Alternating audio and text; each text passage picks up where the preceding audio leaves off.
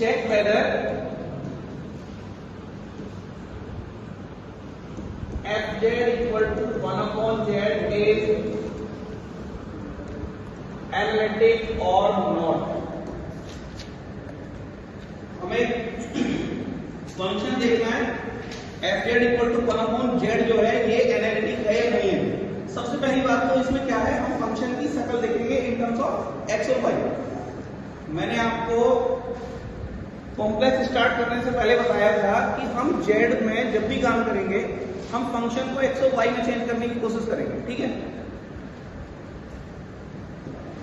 fz equal to 1 upon z ये function है हमारा। अब देखो z को क्या लिखते हैं, 1 अपॉन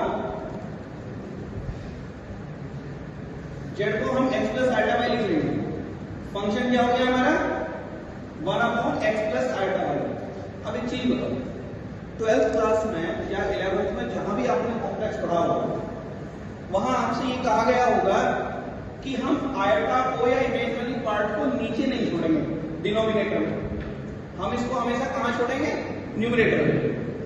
इसको न्यूमरेटर में लाने के लिए क्या करना होगा, रेशनलाइजेशन करना होगा।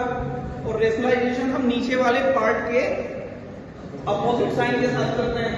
देखो x minus iota y upon x minus iota y equal to x minus iota y upon x square plus y square.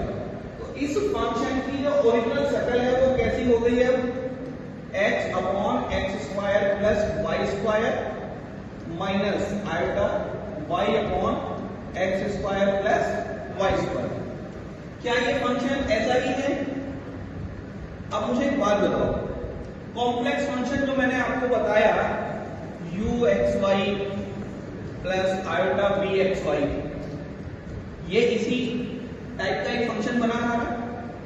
इसमें u की वैल्यू कितनी है, u की वैल्यू है x upon x square plus y square. v की value कितनी है इसके अंदर, minus y upon x square plus y square. हमें चेक करना है फंक्शन एनालिटिक है या नहीं।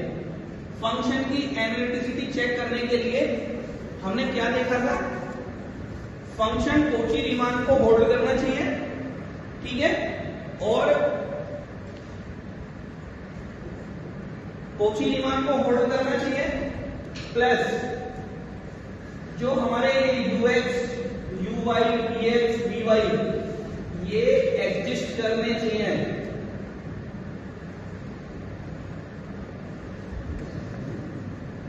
एग्जिस्ट करने चाहिए और कंटिन्यूअस हो गए तो बहुत अच्छी बात हो जाएगी, ठीक है।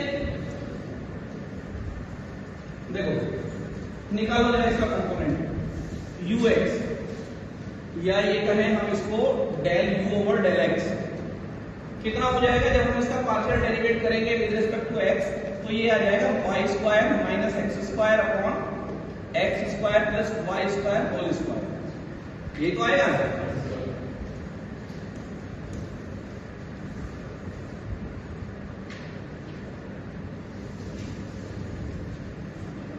ux equal to del u over del x equal to y square minus x square upon x square plus y square whole square dx।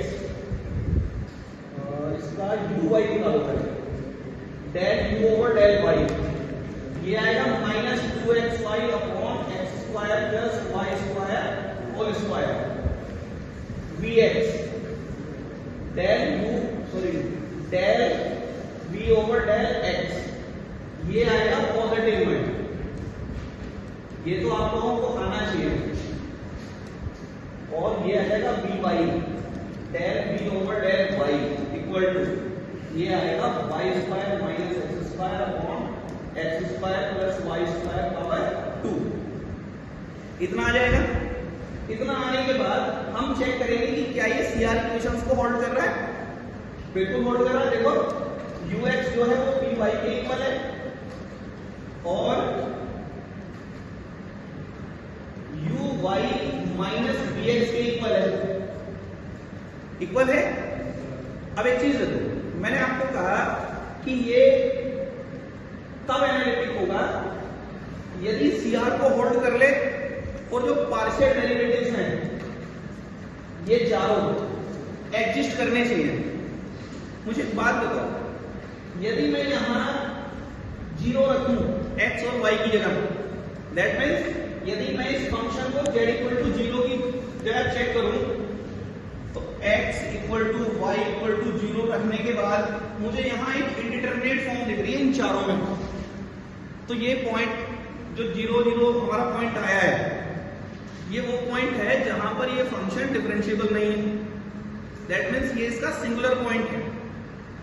और 0 0 से अलग जितने भी पॉइंट हैं, दैट मीन्स ओरिजिन से अलग जितने भी पॉइंट हैं, उन सभी पॉइंट्स पर इन चारों कंपोनेंट की वैल्यू हमें डिफर मिल रही है, एग्जिस्ट कर रहे हैं।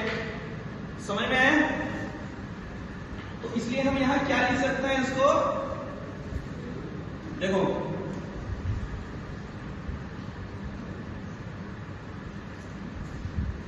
f is analytic at everywhere but except z equal to 0 or x equal to y equal to 0।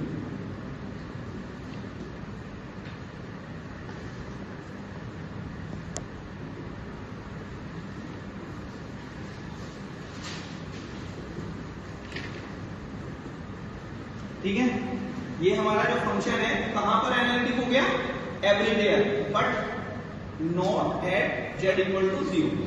z equal to 0 पर ये फंक्शन एनालिटिक नहीं हुआ, बाकी सभी जगह ये एनालिटिक है। दैट मीन्स इस फंक्शन को एंटायर फंक्शन होने में एक पॉइंट की कमी रह गई। यदि ये फंक्शन एंटायर हो जाता, यदि ये फंक्शन 0 पर भी डिफरेंशिएबल हो जाता, तब हम इस फंक्शन को एंटायर फंक्शन बोल सकते थे। ठीक है, चलो इसको कॉपी करो।